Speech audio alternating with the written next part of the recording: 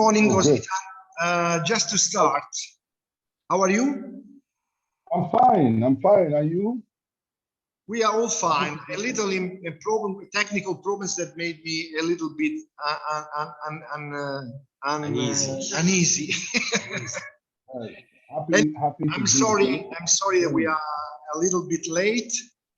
We already had a chat previously this month, and you know more or less what are the questions that we would like to address today. So rather than making a single question and answer, I will briefly tell you what we expect from you today. First of all, it would be nice to hear the situation of your country at the moment, political and economical.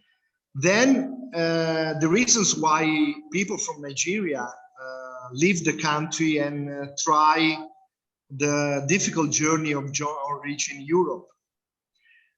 The reasons why they do it, what information they have when they leave, and what happens during this journey, and then eventually the aim of your NGO, which is to inform your fellow citizens to what is the situation.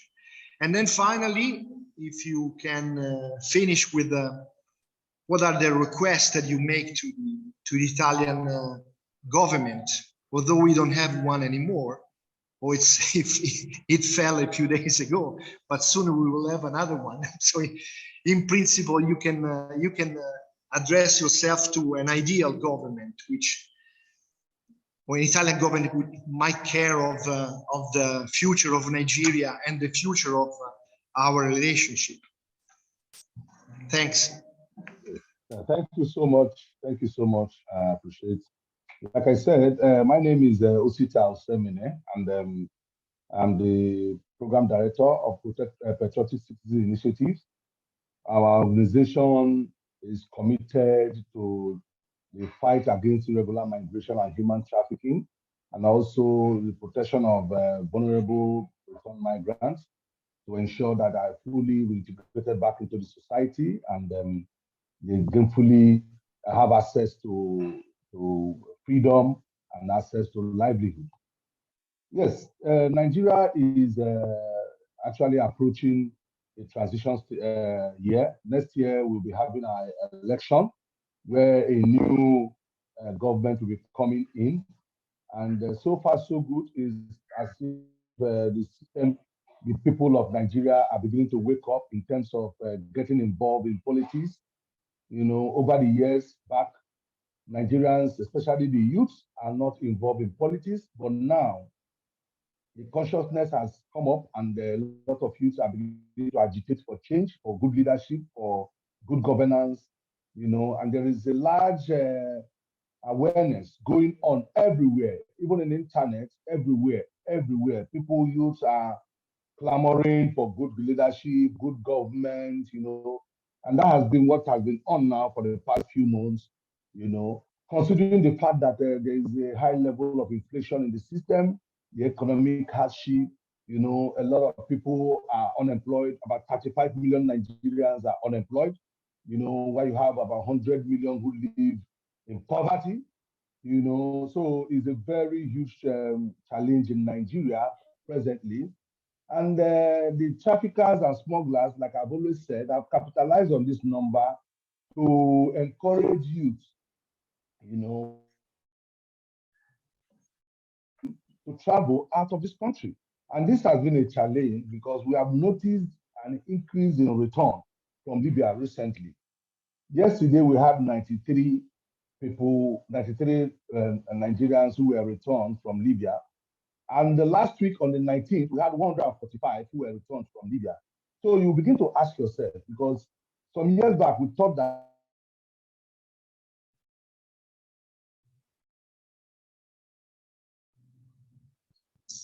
going Libya newly, as in they started the journey about 3 months ago, 4 months ago, 5 months ago, 6 months ago. They will keep on asking, what is the problem? So we found out that these people are actually capitalizing on the fact that when there is no opportunity for these youth, they try to create stories of opportunity good opportunity in Europe, in North Africa, you know, how they're going to take them to Europe in few days and they will not have problem.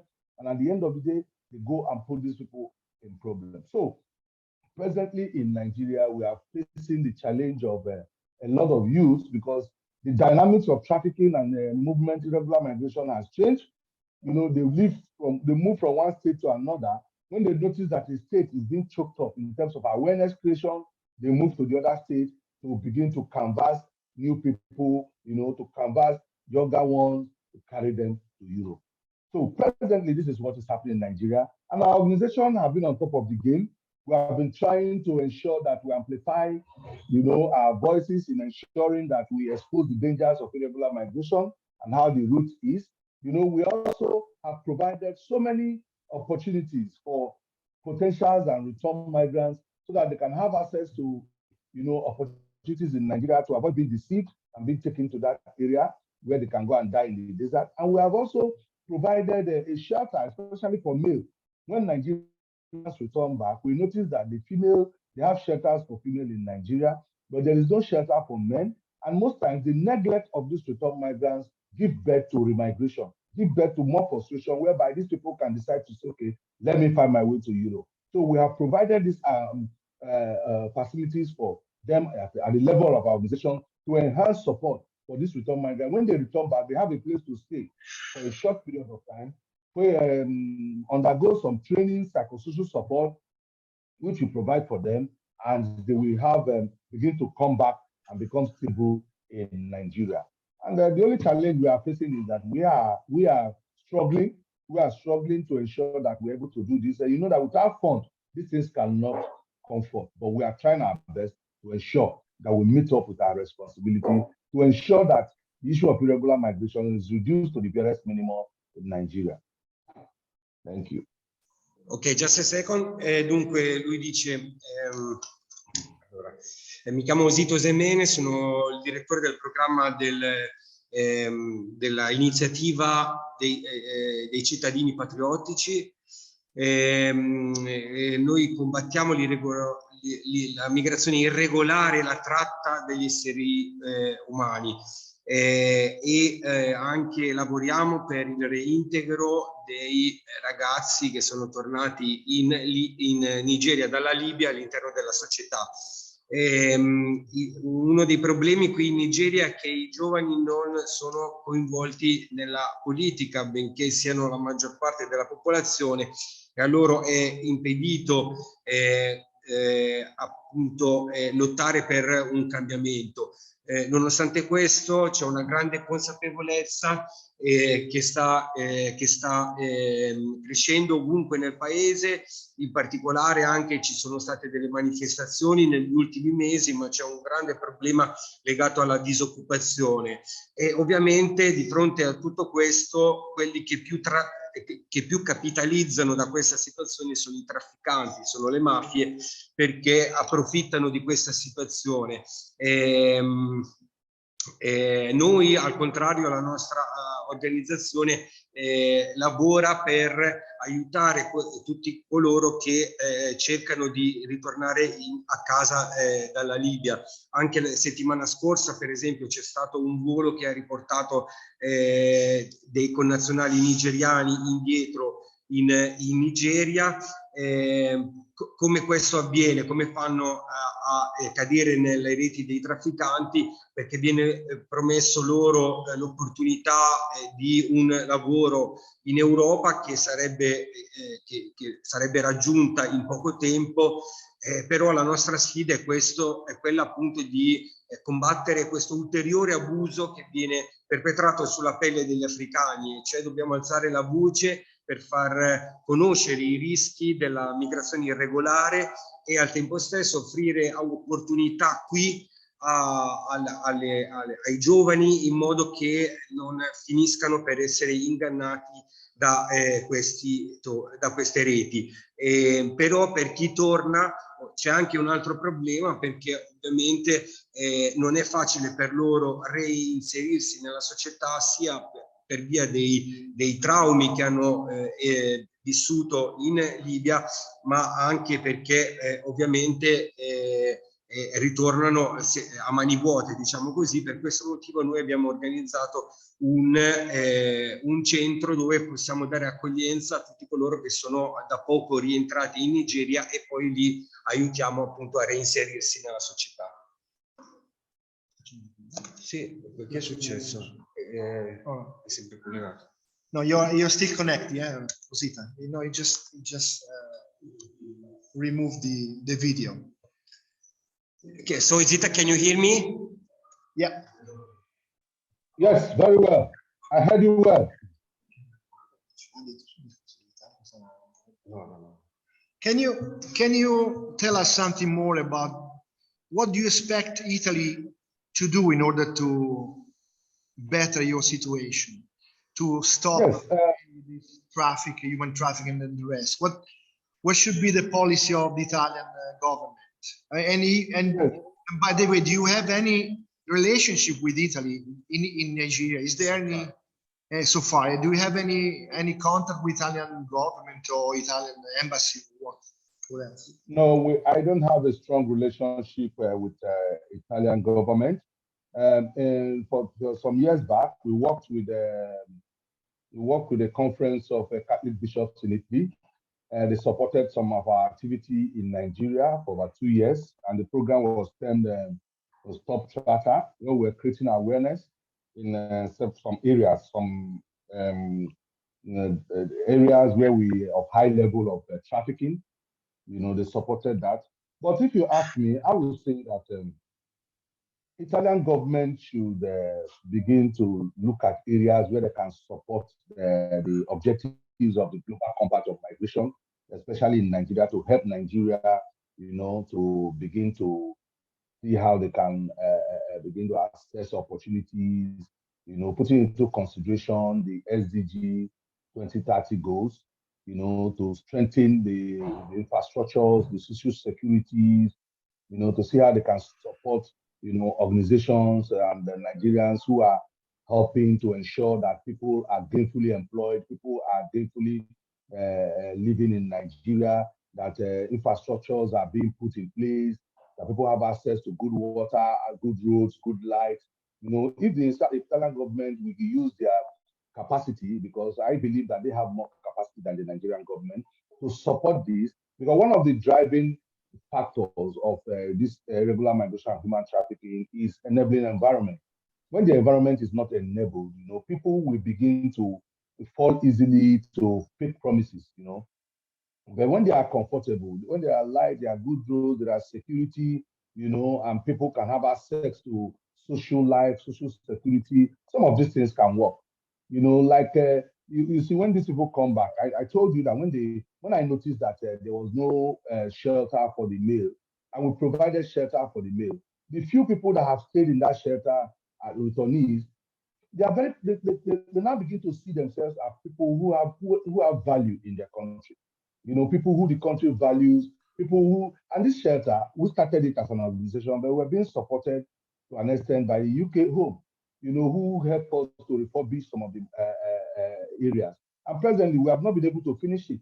We even need support. We need a training. We have a training facility that is 15% completed. We don't have equipment there. We have a first aid place that is, we don't have equipment there. We need office equipment. We need something to ensure that when people return back, we're able to take care of them so that they can believe in their country. But some of these things, we don't have the support.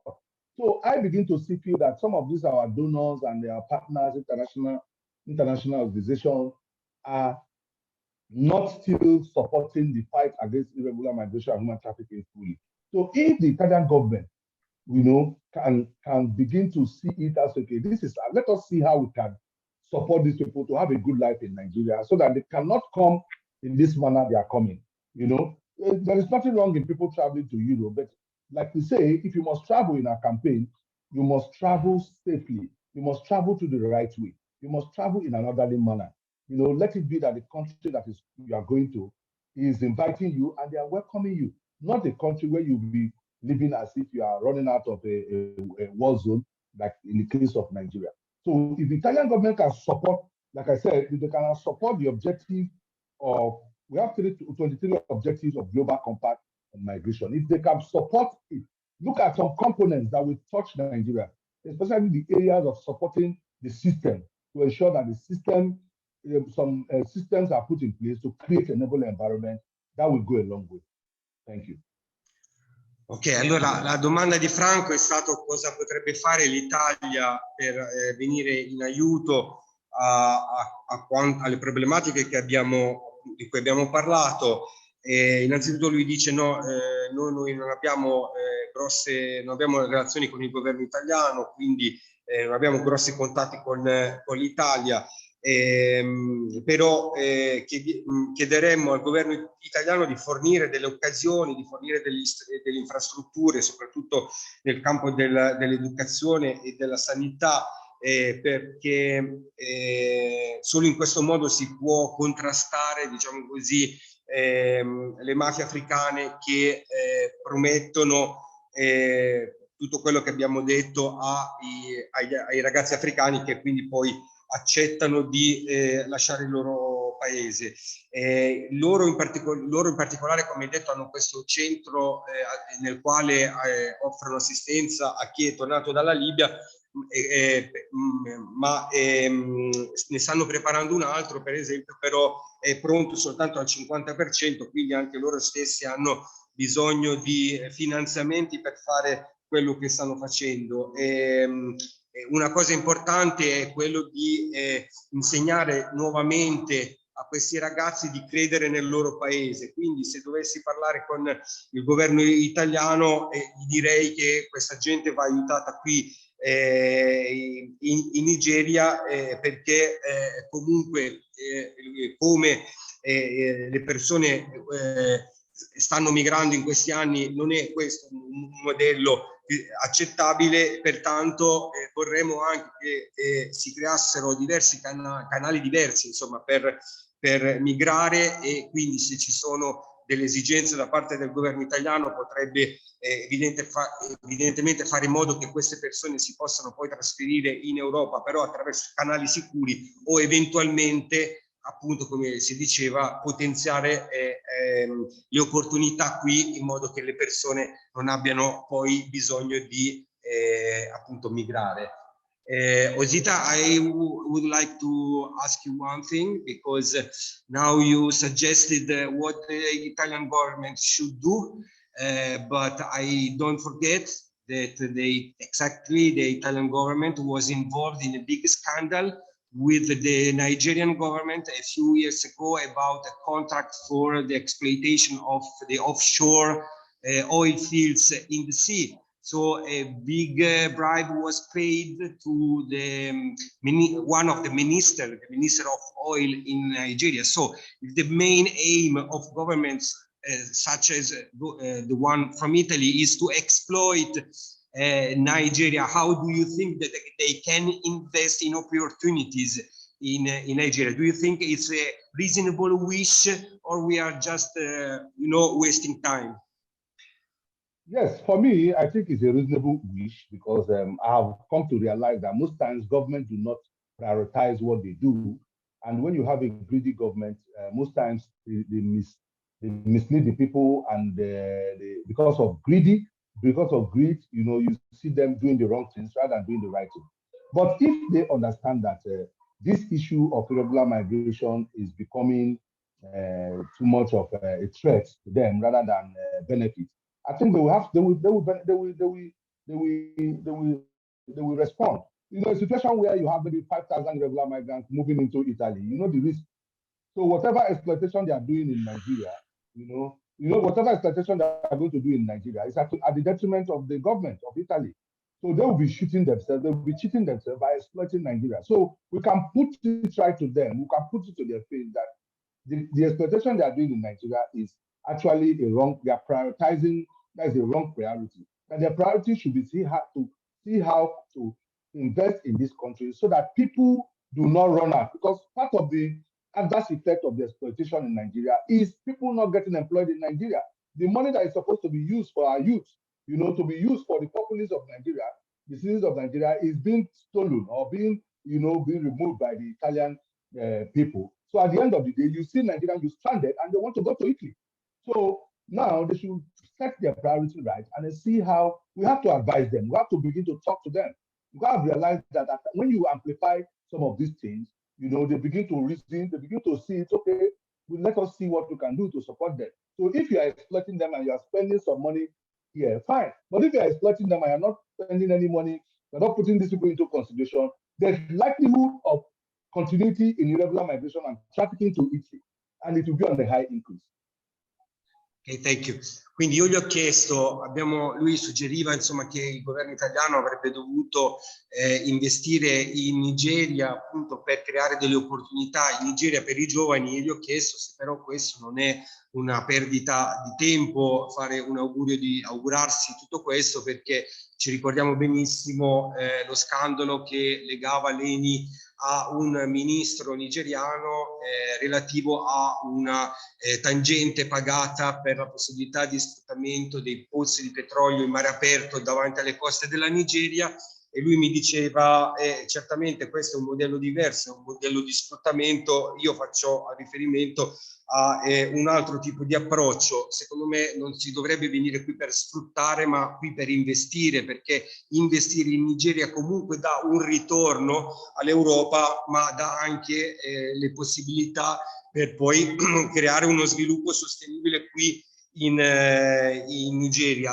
Altrimenti la conseguenza qual è? Che qui la vita è impossibile e guarda caso poi i giovani vogliono emigrare proprio in quei paesi che hanno reso la vita impossibile qui in Nigeria. Avete qualche domanda? Just I'm asking the people if they have questions. Okay, just a second. Avete domande voi?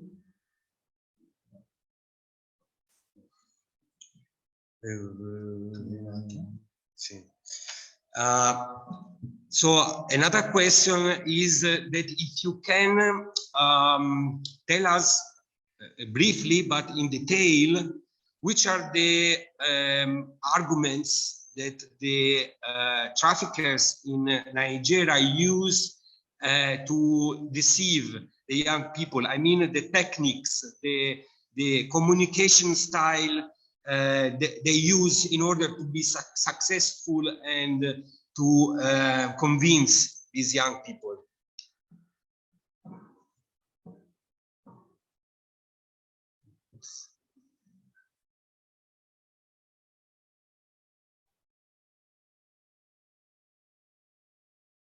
Rosita, okay, now we are back. Okay, could you hear my question? I heard you well. Okay. Yes. Recently, if you look at the theme of this year's World Day Against Human Trafficking, you see that it's use of technology fighting human trafficking. We have observed over the period of time that traffickers and smugglers now use social media, you know, and technology to deceive, you know, the young ones. They post a lot of fake lives and promises and job non-existing jobs, you know, in some of these countries, and they use it to attract them. You know, so some of these things are the things they are using now in Nigeria. Because last week, while I was having a training with the people that returned from Libya, I was able to find out that among the people I'm training, we have some people who have been suspected as human traffickers. You know, some of the beneficiaries, some of the people who returned came to meet me privately to tell me that a lot of traffickers are here, that we're among the people that were returned. So I tried as much as possible to facilitate their arrest. You know, we began to investigate them and profile them. One of them told me that her job in Libya is to post adverts for jobs, you know, to put adverts for opportunities in Europe, whereby people will now be interested, you know, to come. And once they come, you know, they take their own share of money, you know. So those are the things they use, you know, to deceive people. And there are a lot of dynamics, you know, changes. There are issues where new things come up. You see that when they observe that, like in Lagos, if they observe that Lagos have been, aware of their new style, they will shift over to the next state. They begin to, they move across the country to recruit people. And they are very, very proactive, because I have seen that even with the government and the civil society fight against this thing, they are still very, very active. They try to beat all odds, all mechanisms set up by the system, to ensure that they are ahead of the counter trafficking in Nigeria. So these are the things they do, and they canvass, because they have so much money, and because especially in Nigeria and the international partners are not really as proactive as they are, as the traffickers are. They work tirelessly to ensure that they have more clients, more vulnerable people, more victims, than even we that are trying to campaign against the issues of trafficking in Nigeria, because we have limited powers, we have limited funds. We carry out campaigns, often, as in we do it periodically, not like the way they do their own. Traffickers, every per second, per hour, they are working. They change style. So those are the things. So let me ask you very shortly. I mean, what is the impact on the migration from Nigeria of these networks? I mean, let's assume that these networks are not effective today. I mean, in percentage, how many people will still leave Nigeria, in your opinion, out of simple desire to leave the country? For every 100 youth in Nigeria, 98 of every 100 youth want to leave Nigeria, as I'm talking to you. So 98 are lured by the mafia networks. Yes, 98 are vulnerable to being lured because of the situation.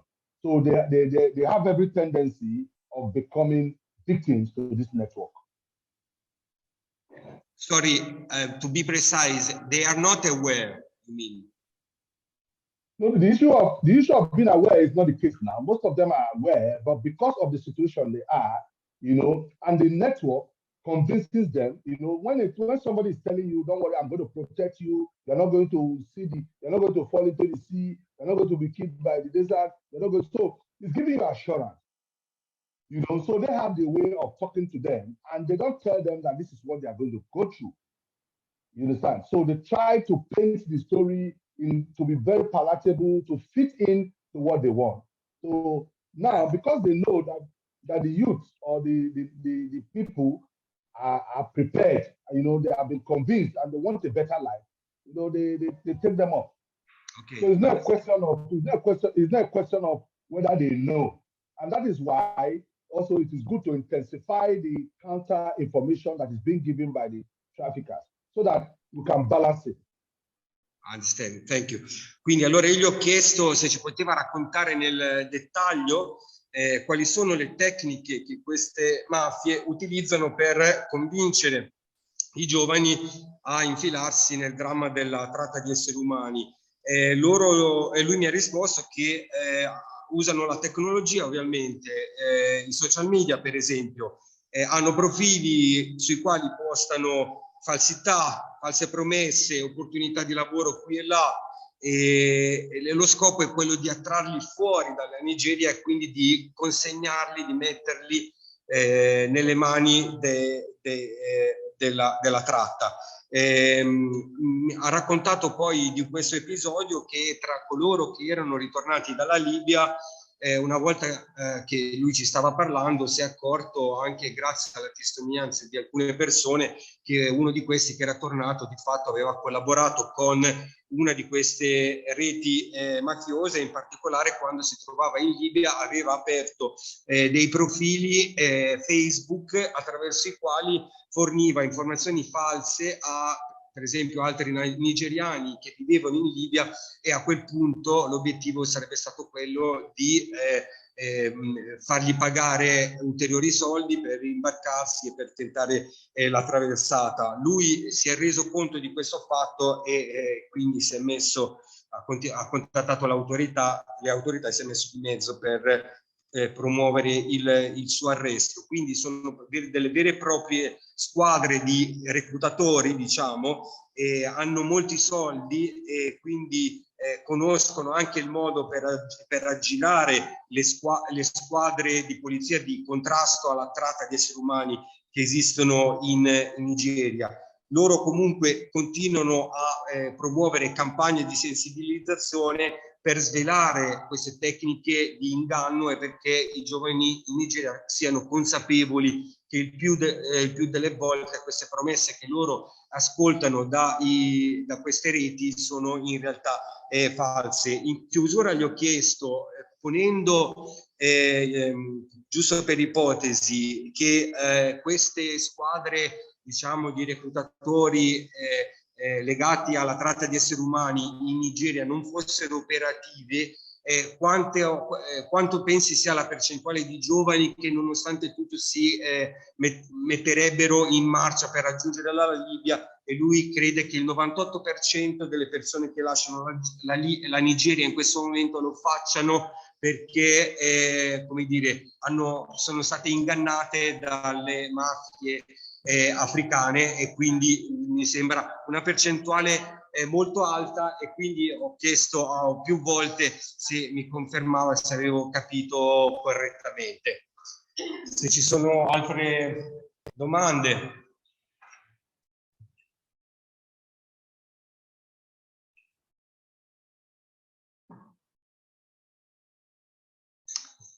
Qualcuno da casa vuole fare una domanda? Sulla chat lo può scrivere oppure può anche dircelo.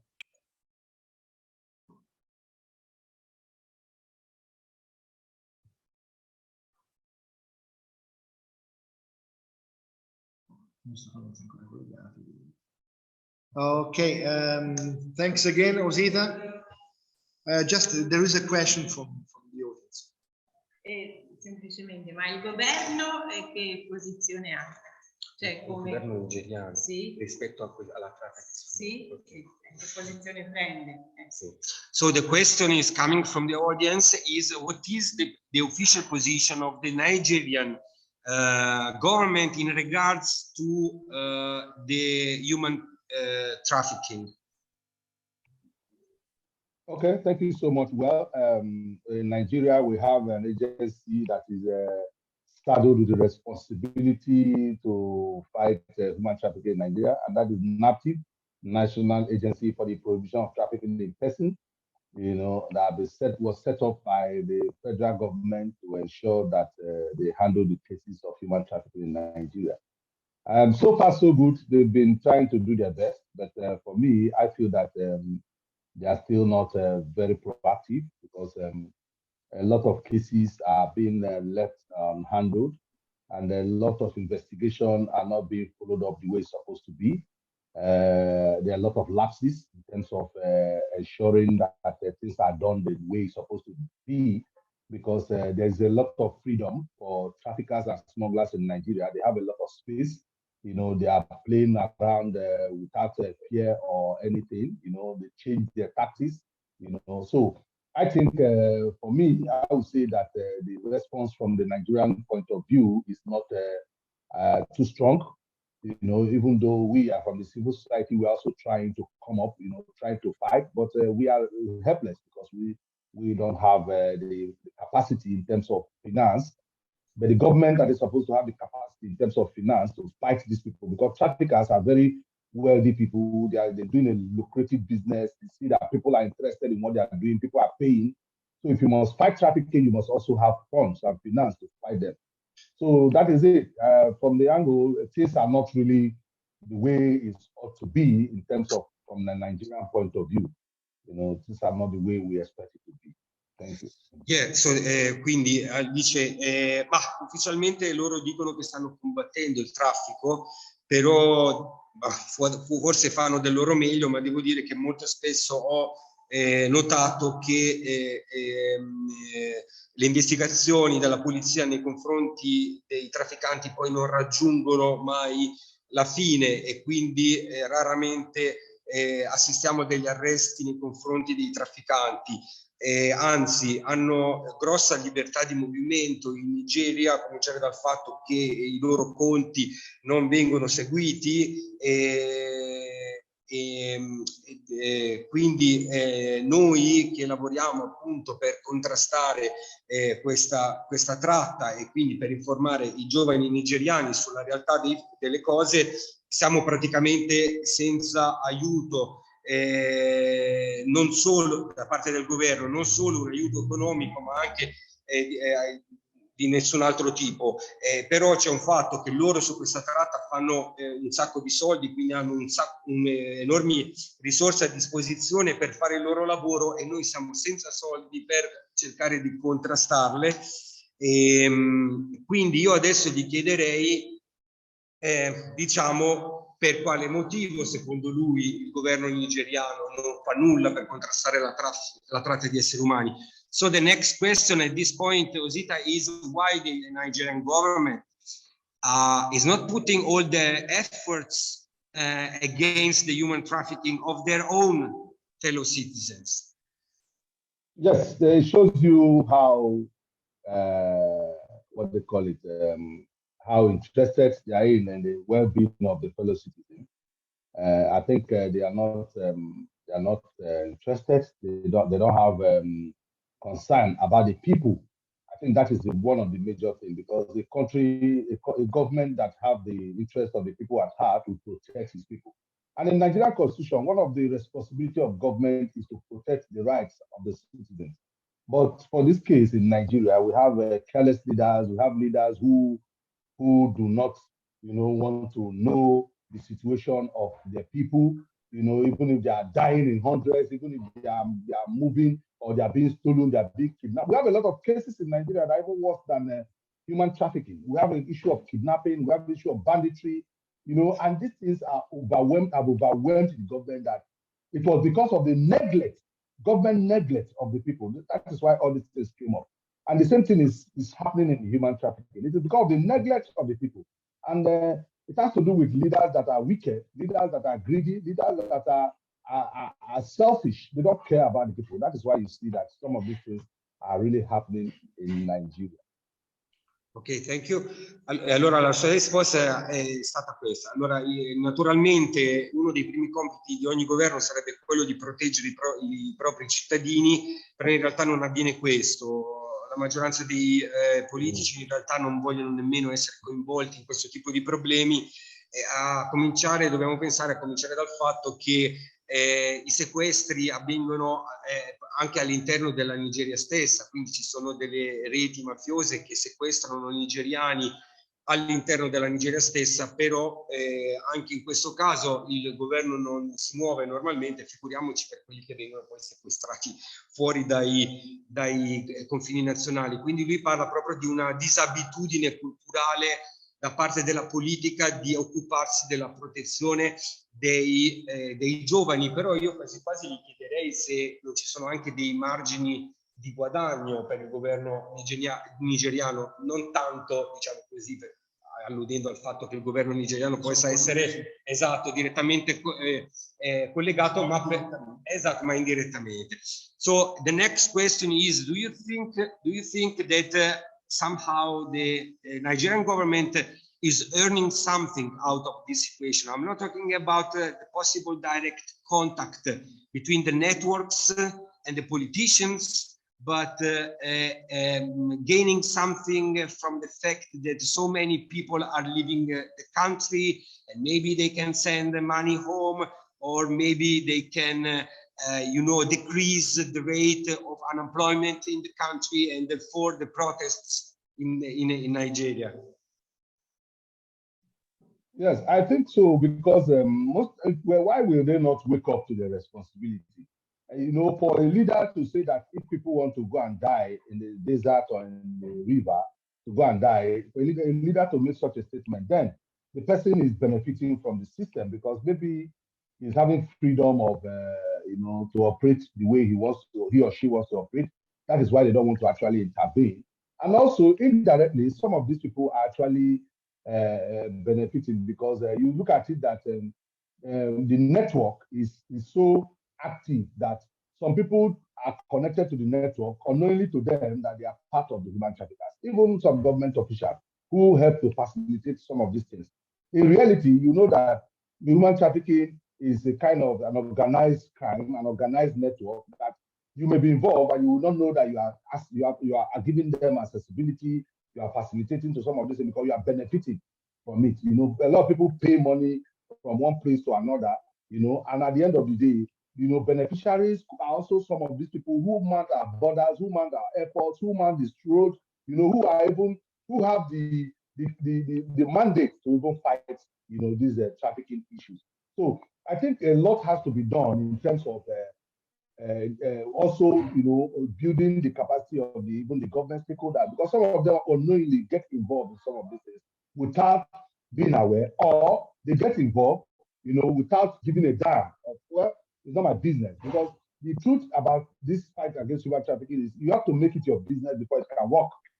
If it is not your business, then you are not ready to curb the issue of human trafficking and irregular migration. And that is where we are in Nigeria.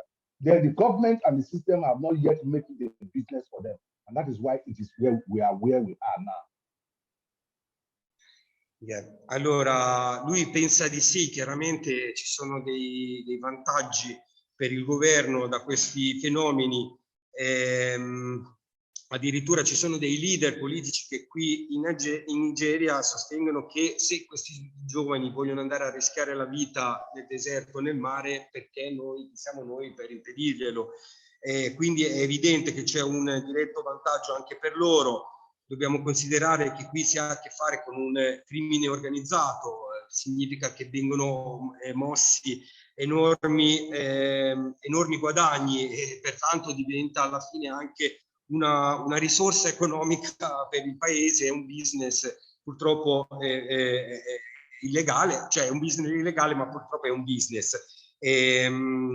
Addirittura ci sono stati dei casi in cui alcuni politici nigeriani erano anche direttamente coinvolti con il business della tratta. Quindi la situazione è praticamente questa, e quindi penso che ci abbia raccontato veramente nello specifico quali sono le dinamiche che poi producono migrazione dalla Nigeria. Osita, thanks a lot. You give us a clear picture of what's the situation in your country.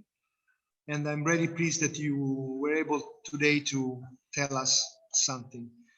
And we will try to spread this news to as much as possible to Italian people, because I'm conscious that not many people are aware what the real situation is. And one of the main goals of this meeting was to meet you, to learn what's going on, and then to make recordings and videos to spread all over the social network here in Italy. Oh, good. And I'm sure we will have a chance to make other meetings in the future. Oh, that would be nice. And have a good day to you, your family. Thank you so much. Friends, and bye-bye. Bye, bye, bye.